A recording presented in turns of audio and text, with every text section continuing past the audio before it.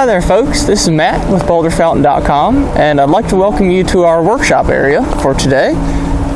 We're just going to be making a quick video about how to shim your boulders, getting the water to flow in different directions, and the proper way and safest way to do that.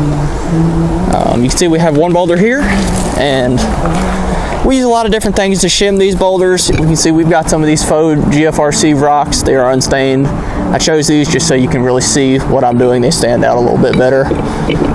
You can really use anything. If you have flat, thin flagstone or slate, works really well to shim. If you're doing a little bit more fine tuning, we like to use these plastic shims. We'll come in close with these so you can see that. That's what we like to use. And again, that's more just fine tuning. We pick these up at Lowe's, Home Depot. Most of your hardware stores should have a plastic composite shim like this. That way it won't erode, it won't deteriorate over time. It's plastic, it's not going to go anywhere. But what we like to do, say you want, this is a flat boulder, say you want more water here on this side. It's very simple. What you're going to do, if you want more water on this side, you're going to raise that other end up a little bit. So I'll grab two of these. It's kind of tricky with one person. You may want a second set of hands to help you out. So I'm going to do two on this side right there. And what that's going to do is force more water off this left-hand side here, your right side. But since this is higher, more water is going to flow down that way. Now you'll notice when I did that, that creates this little gap here in the front and the back as well.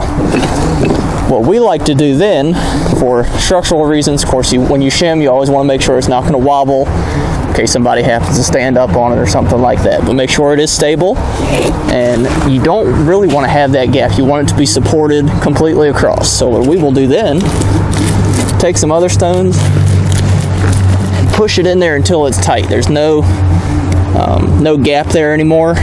What we like to do, try and support it about every 6 inches is really best. Concrete does not have any give to it.